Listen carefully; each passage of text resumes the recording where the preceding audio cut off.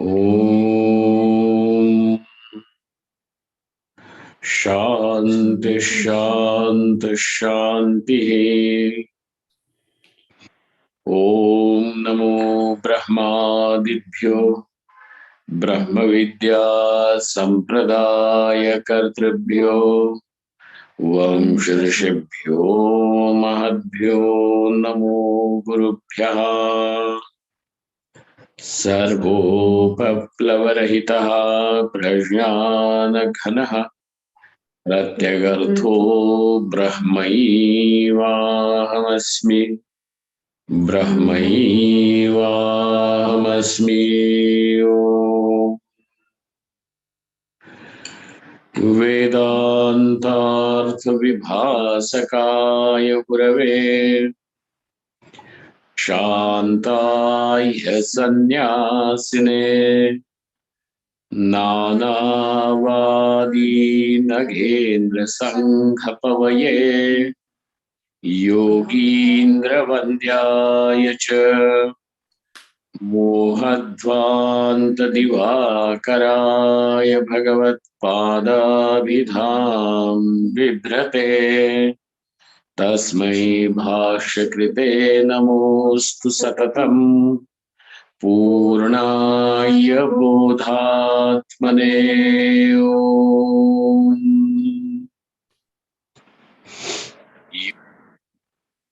योगीन्द्रवन्द्याय च Mahadev Mahadev.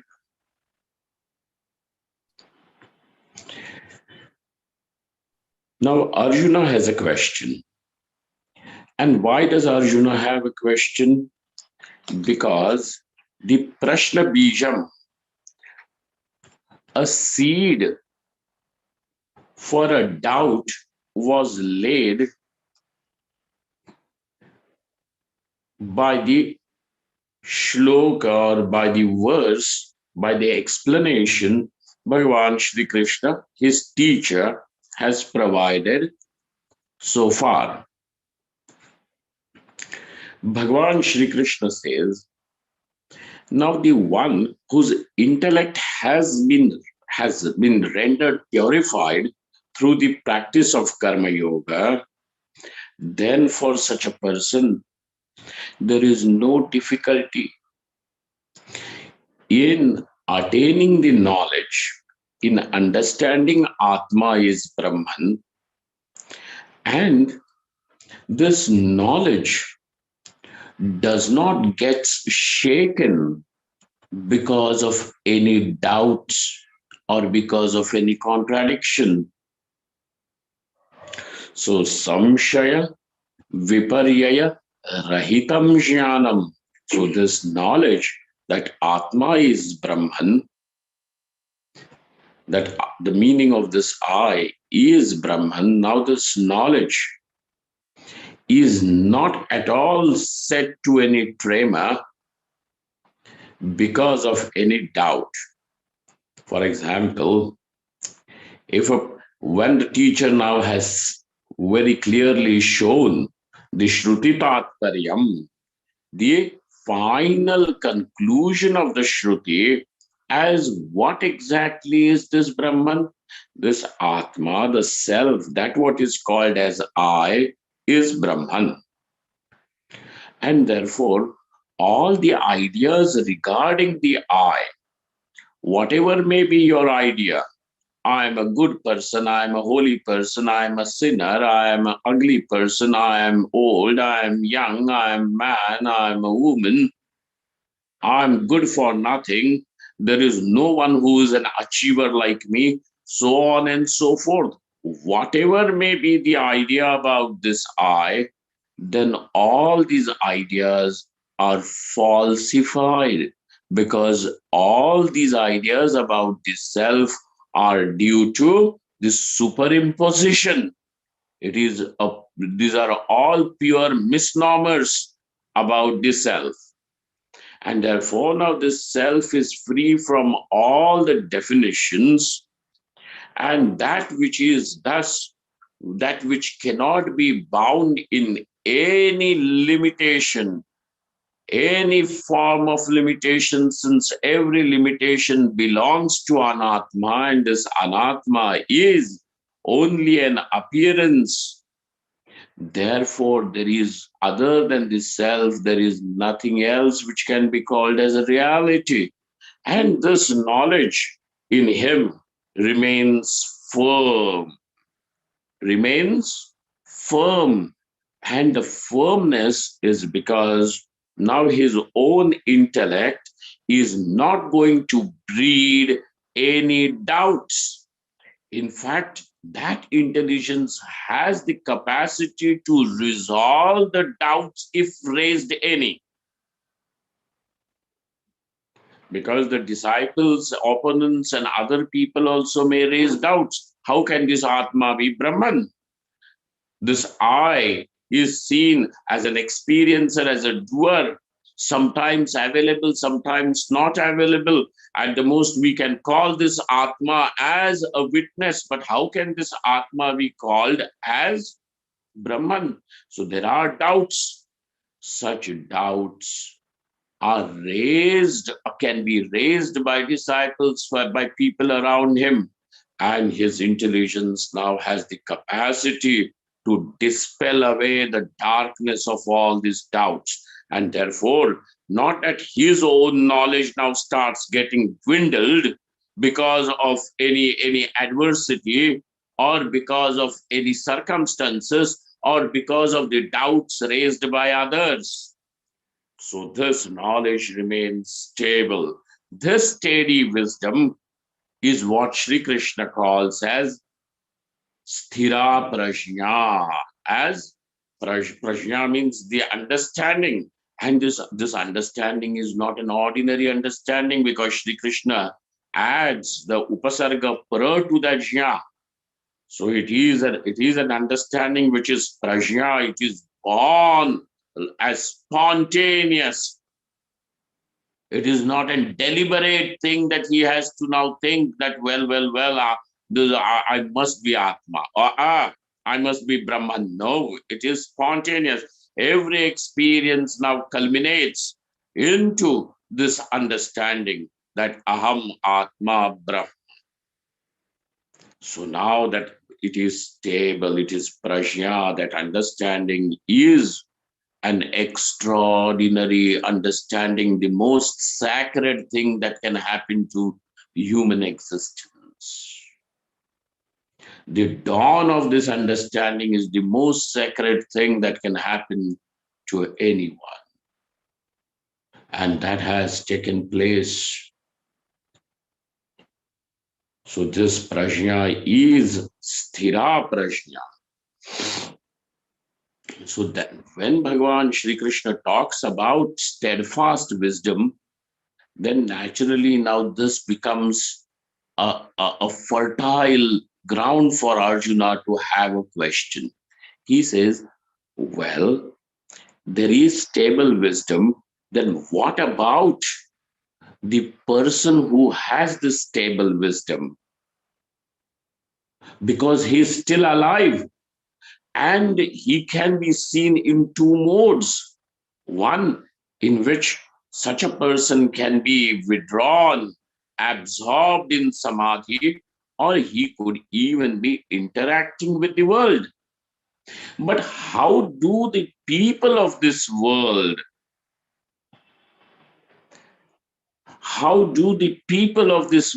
perceive him?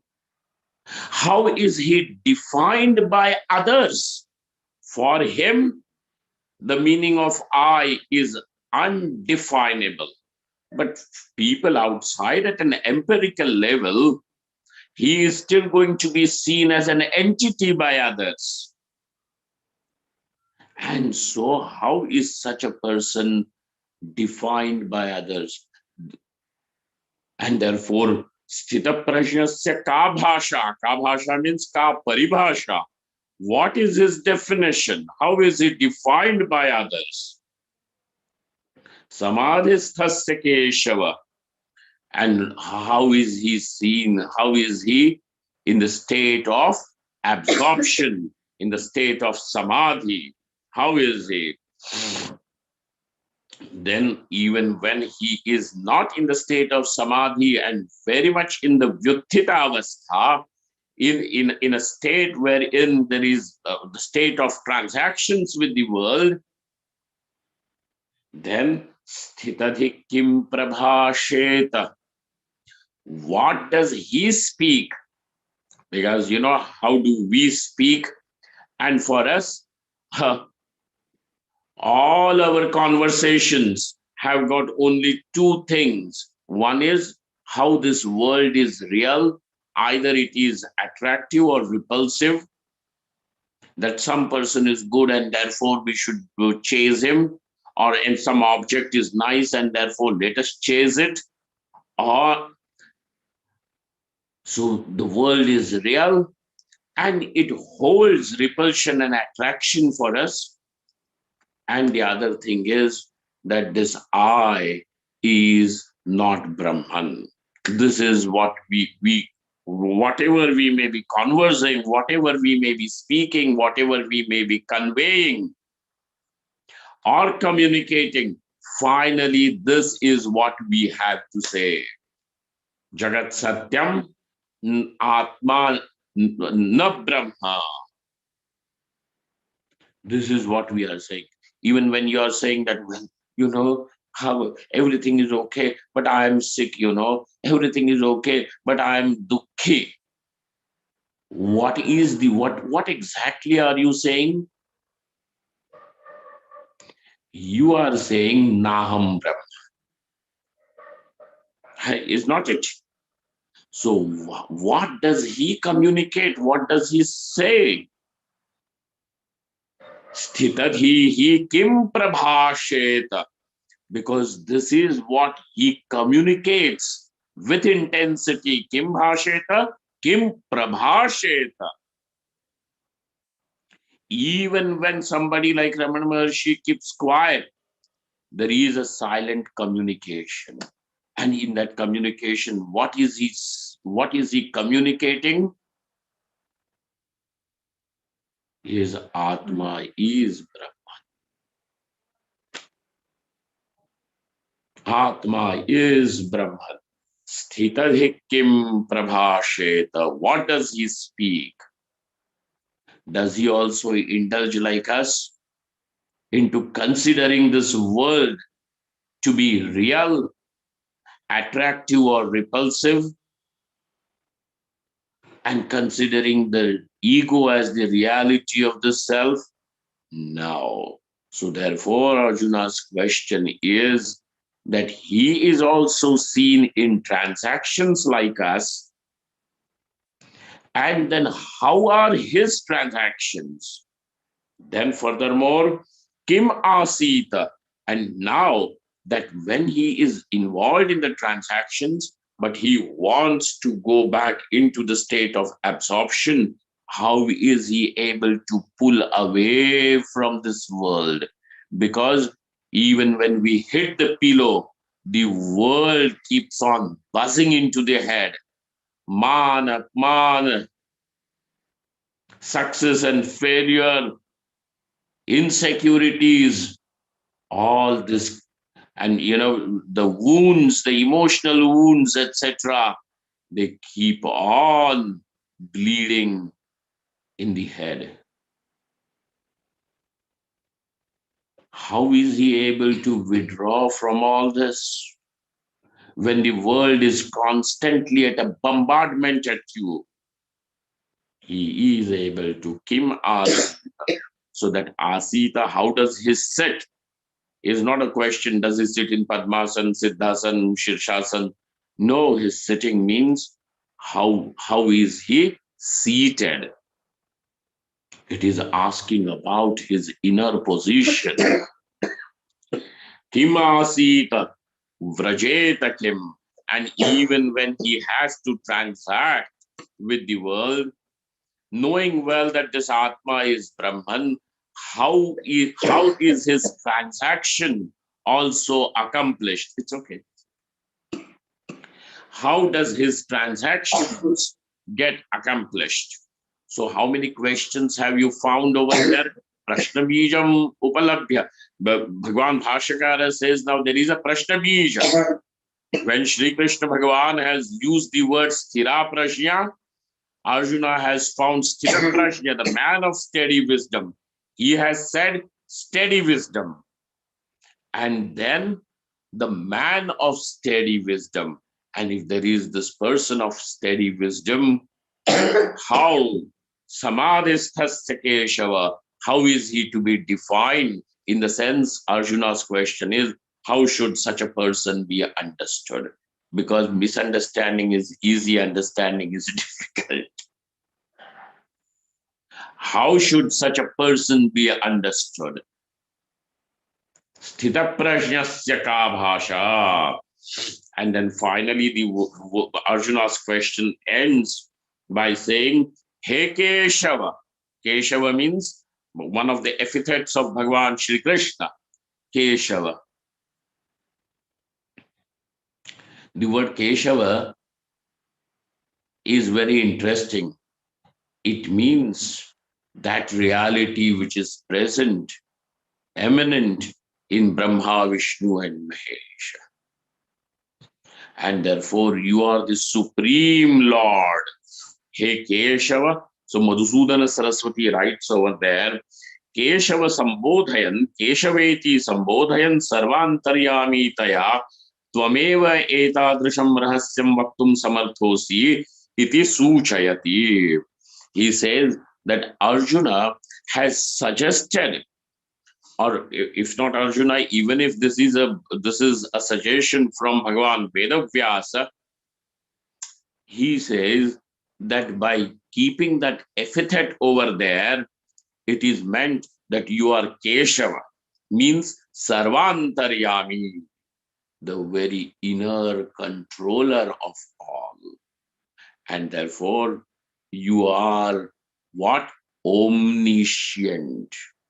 Ordinary people like us may not know what is the secret, what is the very inner core of a jnani, of a sthita prajna, of a jivan mukta. But you are sarvantaryami, and therefore you alone are capable of revealing this knowledge. Etadrisham rahasyam vaktum samarthosi. You have this capacity to let us know, to allow us have an entry into this secret. Guhyatamam Shastram.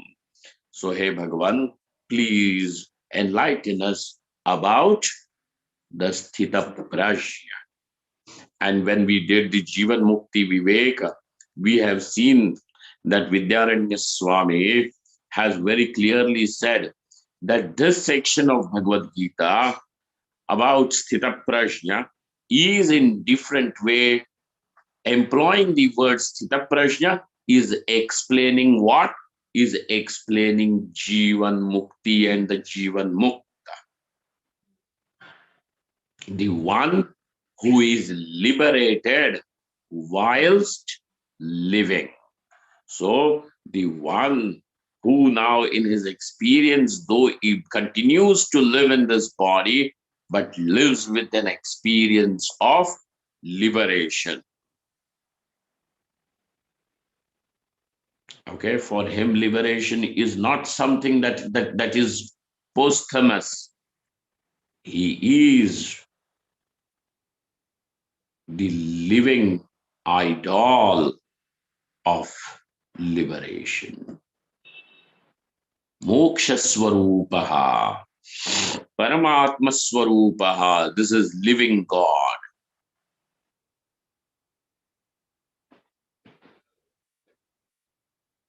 This is living God. So here,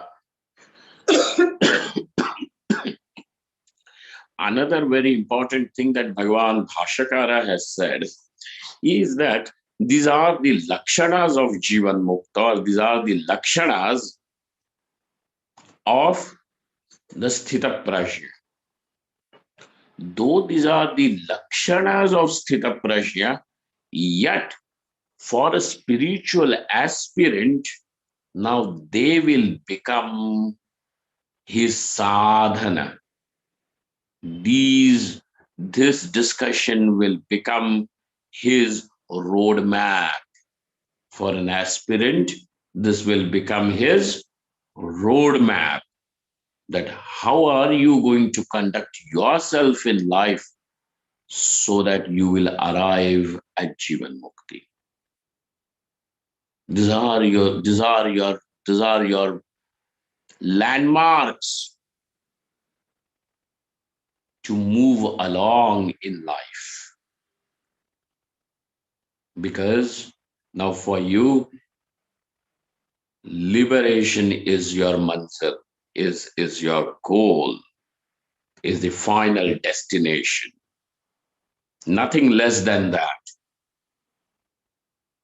Do not trade your life for anything less than this. Settling for anything less than this is a bargain of loss. Oh no, Swamiji, we should have, a lot of bank balance, and then the children should be nice, and the health should be nice, and that is all that we want. What a thing to ask. Let this body fall to pieces, come what may, but let me have the vision of the truth.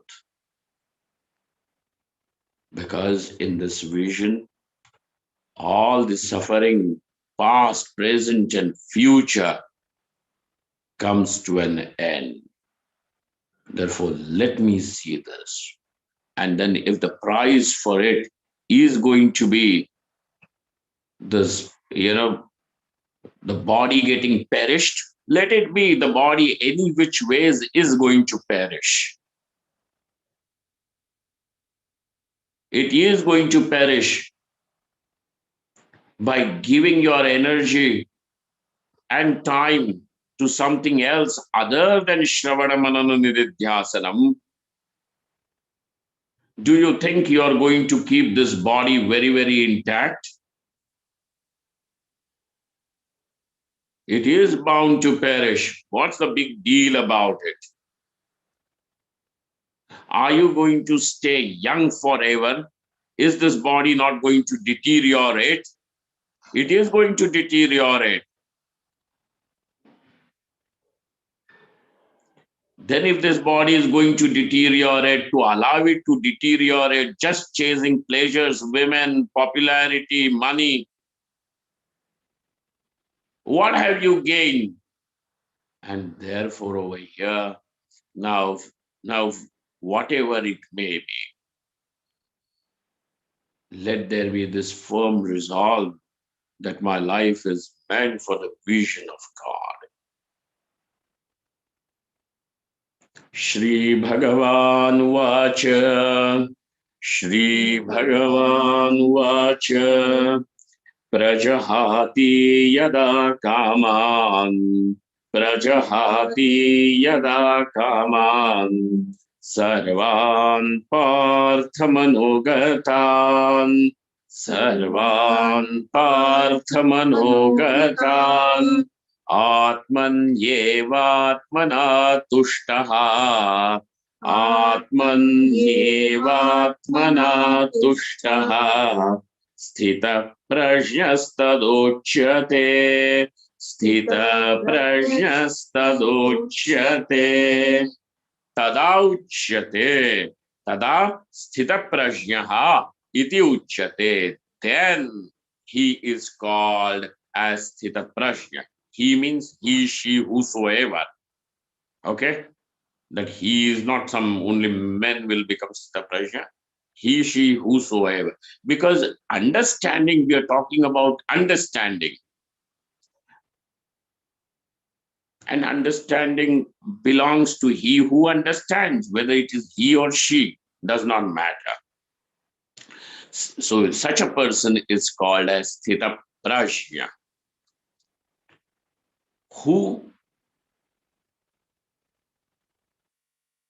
is not the question. He says when. tada uchyate. Then he is called as sthitaprajna. So now he is definitely talking, showing you a point in time. From this point, he is sthitaprajna. Prajahati yada kaman sarvan parth manogatan. There are two things in this first in this verse, the 55th verse, which is the first verse where Bhagavan Shri Krishna defines the Jivan Mukta. So there are two things to be noted. The first thing is the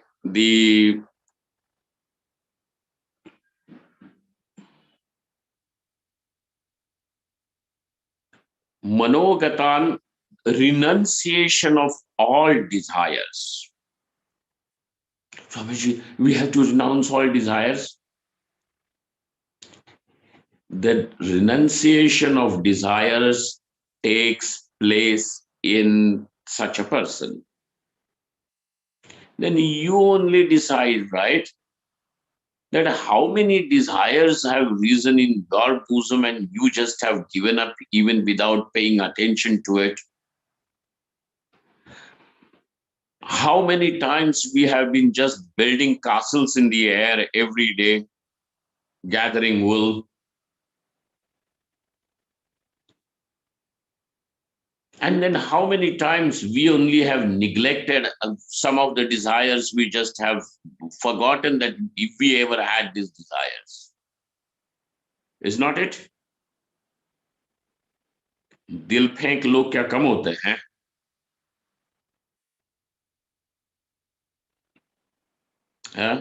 Majnu everywhere. Prajahati yada kaman.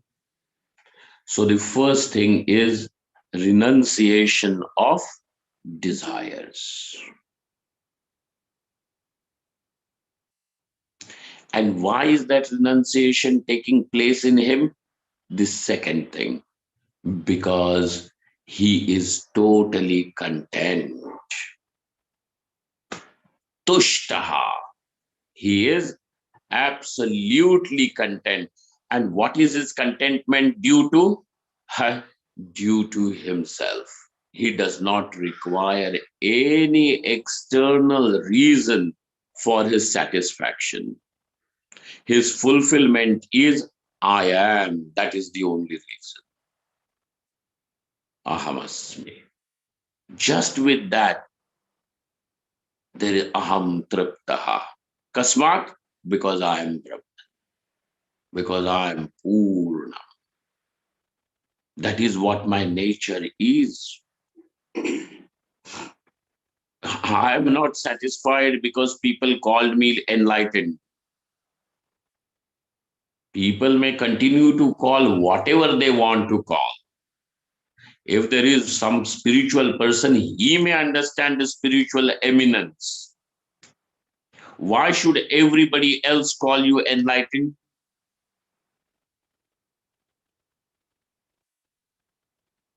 The rest of the people are going to criticize.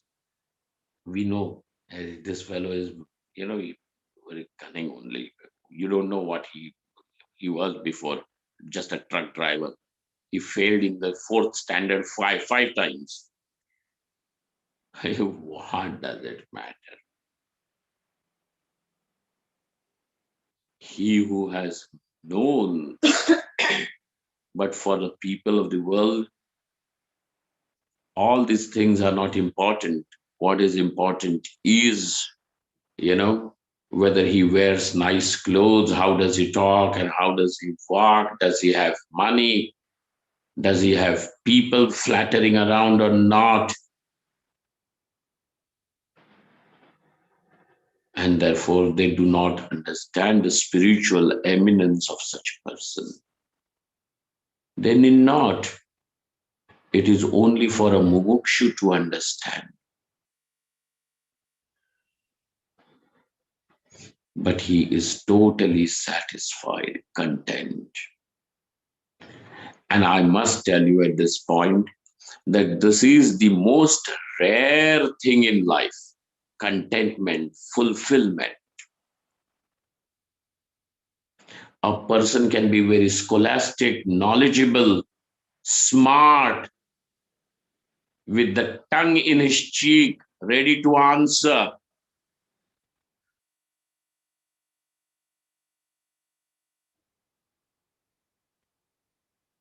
With smart replies. But is the person, is he at peace with himself or not? Or does he still have desires? Every desire means it is a screaming call saying that I am dissatisfied, I am dukhi.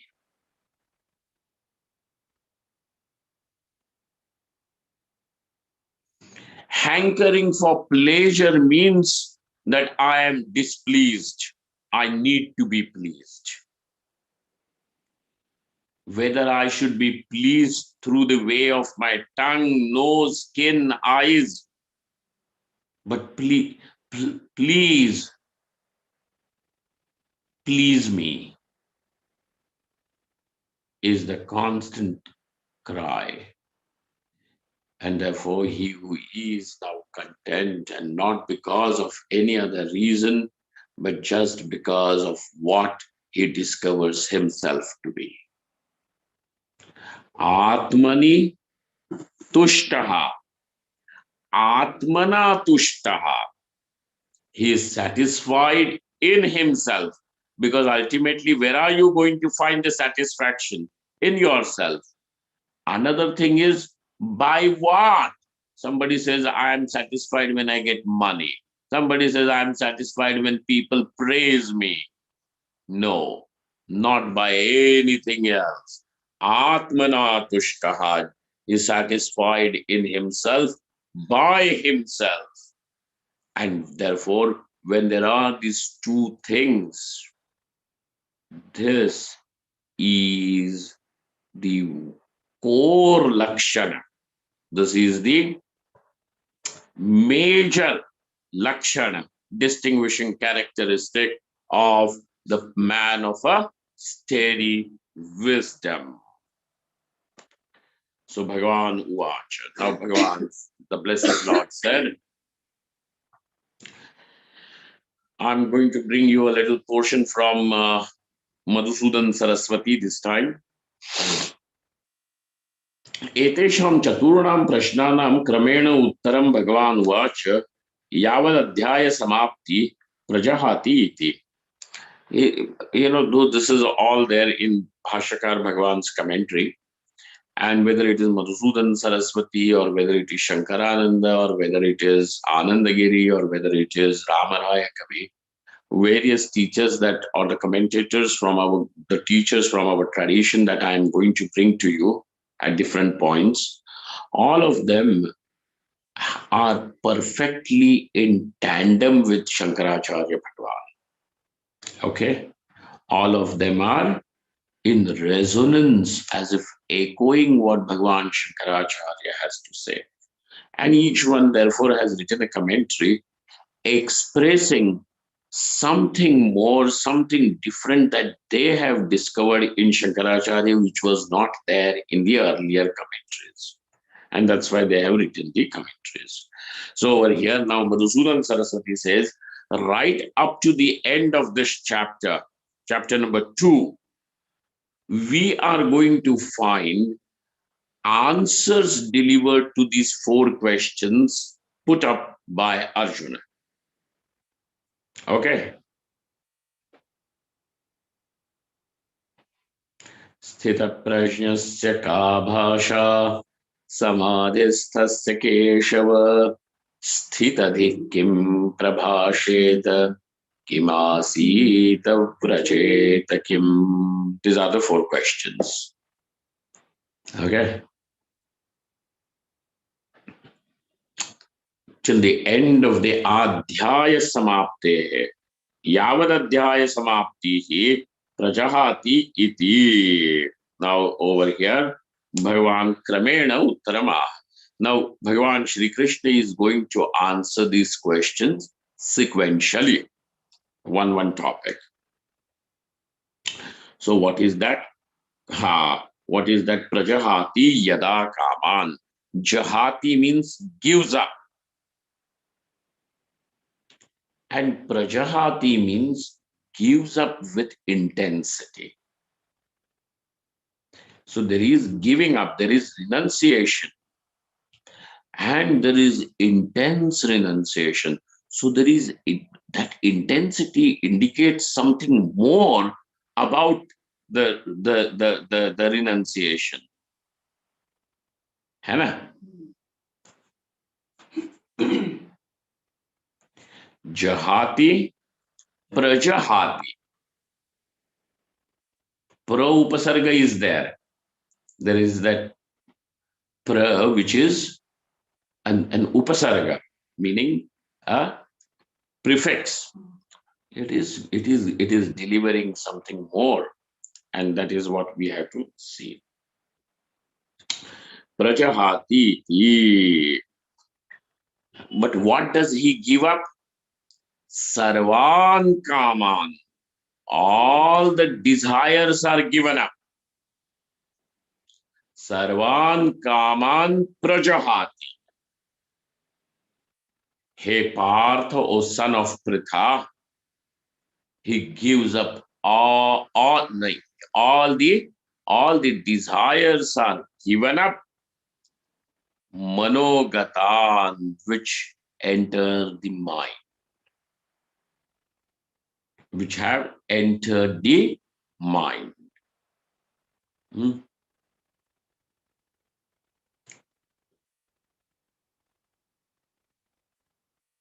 At whatever level, whether it is conscious level or subconscious level or unconscious level, desires which are born in the mind are given up.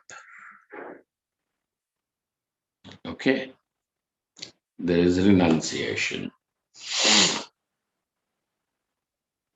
Okay, parityajati yada jahati. He Partha manogatan. So, and where? In the mind. So now all these things about the first half, let us look at it a little bit. Kamanam atmadharmatvena parityaga yo where is it gone? Kamanam anatmadharmatvena parityaga yogyatam aha. Now the thing is, how can something be given up?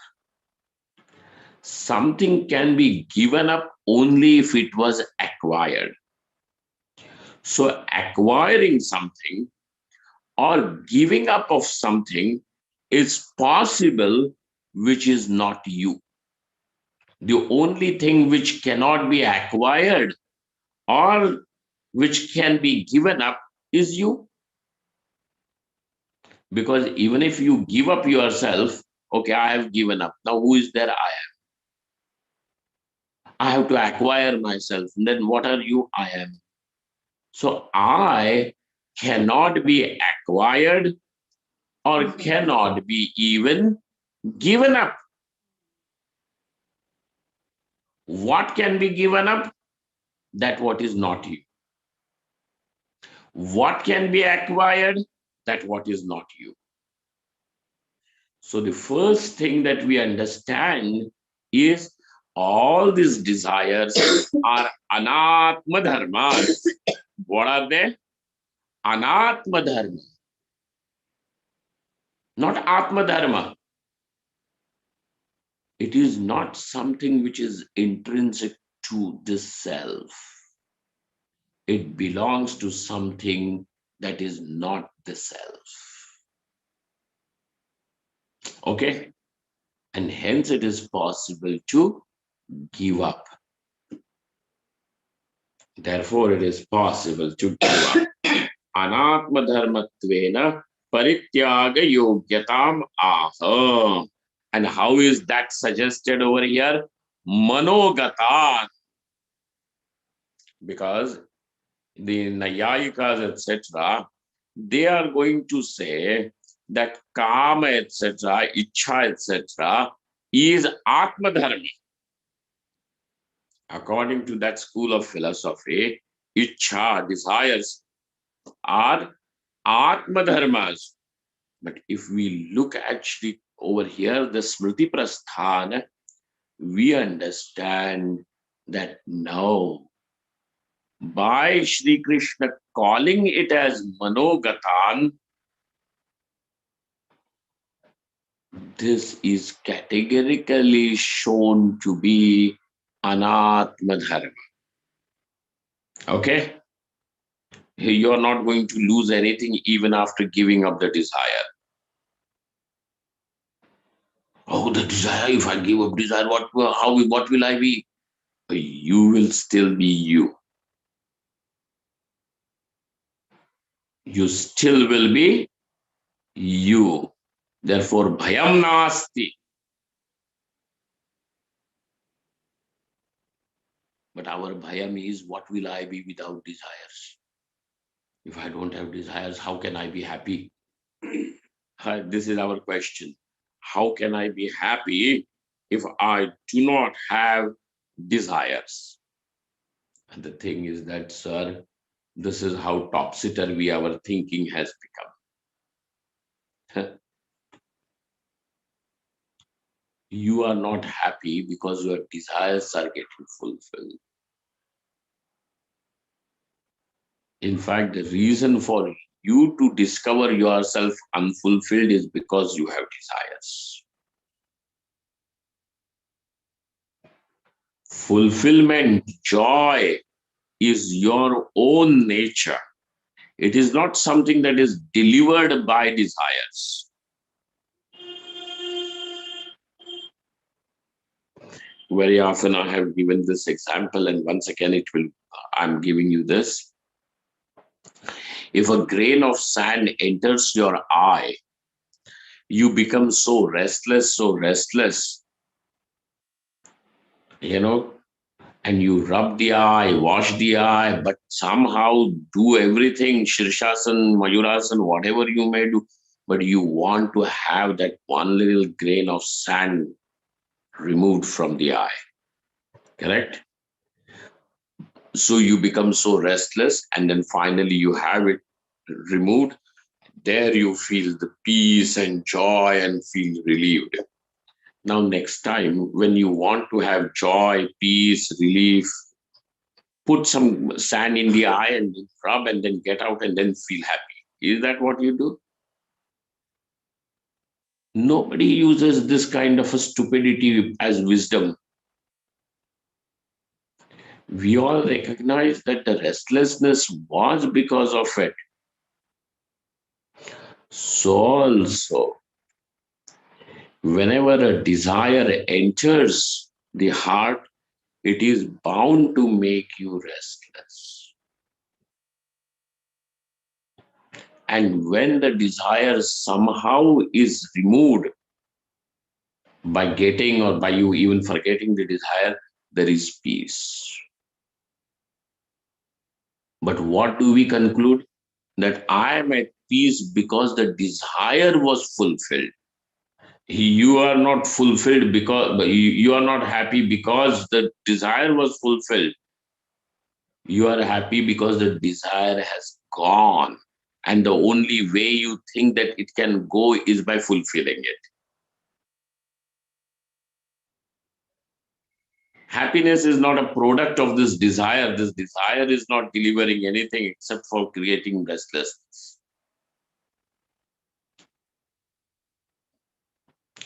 Therefore, this idea that what will happen to me if I don't have desire? How can I be happy? Sir, you will be happy because that is what your nature is. You don't require anybody to make you happy. You are that by which even the happiness is reflected in the mind and the senses are excited. That happiness you are. That is what is the meaning of I, is. And so over here, this Nayayikas, etc., saying that this is Atma Dharma is all wrong, because this is Anatma Dharma. All these desires are Manogatan, and therefore they are Anatma Dharmas. They can be given up. And so Parityaga Yogyatamaha Manogataniti. यदि आत्मधर्माः स्युः तदा न त्यक्तुं शक्येरन् वह्न्य औष्ण्यवत् स्वाभाविकत्वात् मनसस्तु धर्मा एते अतः तत्परित्यागेन परित्यक्तुं शक्या तत्परि अतः तत्परित्यागेन परित्यक्तुं शक्या एव इत्यर्थः. And therefore, when the mind is given up, even the desires also can be given up. What is giving up of the mind? Giving up of the mind is in understanding that this I, the self, is not a product of psychology. This I is not a psychological entity.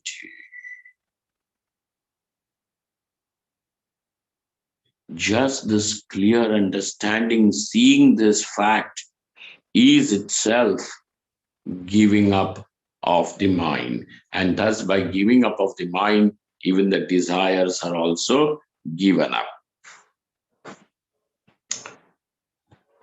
Now, there is a question with this topic. Here he says, Nanu sthita prajnasya mukha prasadadi linga gamyaha santosha visheshaha pratiyate sa katham sarva kama parityage syadityaha. Now, when a person is pleased inside, then obviously that pleasantness is evident on his face, in his words, in his touch, in his sound, is not it? The way a person speaks, touches, smiles, then that satisfaction becomes evident on his externally too. Mukha prasada linga gamyaha santosha visheshaha pratiyate sa katham. But how is that possible if he has given up all the desires? Because an ordinary person thinks that to be satisfied, one requires desires to be fulfilled. And if he does not have desires, how can it be even fulfilled? And if the desire cannot be fulfilled, how can he be satisfied? And if he cannot be satisfied, how can he be pleased? And how can that pleasantness be evident on his face? This is what an ordinary person's, a person like us who is involved in the world and thinks this is how it is going to question. So this is the question. To that, Bhagavan, the reply is, Ityaha Atmani eva Paramananda Rupe Natu Anatmani Tuchhe Atmana Swaprakasha Chudrupena Bhasate Natu Vritya Tushtaha Paritriptaha Paramapurushartha Labhat. So over here it is said that he is Atmani eva. How is it? How is he going to be pleased? And that pleasantness is spread all over in his aura, in his presence. And therefore, every person who comes even in contact with him will also share that peace. It is infectious. Puja Gurudev's laughter was also infectious like that. Atmani eva paramananda rupena tu anatmani tuchhe. For him, he has discovered his absolute satisfaction in knowing this Atma is Paramananda, of nature of pure joy. and therefore he does not have to hunt for happiness in these objects which are nothing but an appearance. Natu tuchhe, anatmani tuchhe. Tuchha means something. Tuchha, in our colloquial thing, tuchha would mean something that is despicable. But tuchha means something that is like Vandhyaputra. So he uses that word. Something that is not real, non-existential. And therefore his happiness is existential, real. We are searching and hunting for happiness in something that is not real. And so, natu anatmani tuchhe, atmana swaprakash chidrupena bhasate. And how does it become evident? As I am. Not even as I am pleased with myself, as I am. Swaprakasha chidrupena bhasate natuvritya, and it is not a product of one's deliberation with the thought. And therefore I am happy, I must be happy. No. Natuvritya, as spontaneously as his nature, intrinsic nature. Paritushtaha, paritriptaha. And because it is paritriptaha, always, from every angle, all the time, his satisfaction, his contentment is never lost. Okay? Parama purushartha labhat tatha cha shruti. And so this principle is reflected by the Shruti, which says, Yada sarve pramuchyante kama yesya rite shritaha athamartyo mrito bhavati atra brahma samashnute. When all the desires leave, which otherwise had made their hole, their den in the heart, athamartyo amrito bhavati. Now thus the one who was a mortal person, subject to birth and death, discovers his immortality, timelessness, and he attains Brahman. Atreva Brahma samashnute. In this very life, he attains liberation. This is what is said. Now, Bhagavan Shri Krishna has told us about this. Rajahati yada kaman. So now in this particular verse, we have understood that when he gives up the desires, he gives up in the sense, when all the desires are renounced. How is that renunciation possible? Because these desires are anatma dharmas. Then how is he satisfied? Atmana, atmani tushtaha. And thus, this is the very first lakshana, characteristic of the jivan muktaha, of this sthita prajna. Now Bhagavan Shri Krishna takes you to the next verse, wherein something more is also said. Let us come to it when we meet next. Om Purnamadaha Purnamidam Purnaat Purnamudachyate Purnasya Purnamadaya Purnameva Vashishyate. Om Shanti Shanti Shanti. Shankaram Shankaracharyam Keshavam Badarayanam Sutra Bhashyakritau Vande Bhagavantau Punah Punah Ishvaro Gururatmeti Murti Bheda Vibhagine Vyomavad Vyapta Dehaya Dakshina Murtaye Namaha. Thank you all. Thank you very much. Please let your friends know that we are soon going to change the time of the Bhagavad Gita, and we are going to make it in the morning, and the afternoon sessions are going to be of Tattvanusandhanam. So those who are not able to attain the Bhagavad Gita because of the time problem now can join in the morning and take the benefit of the classes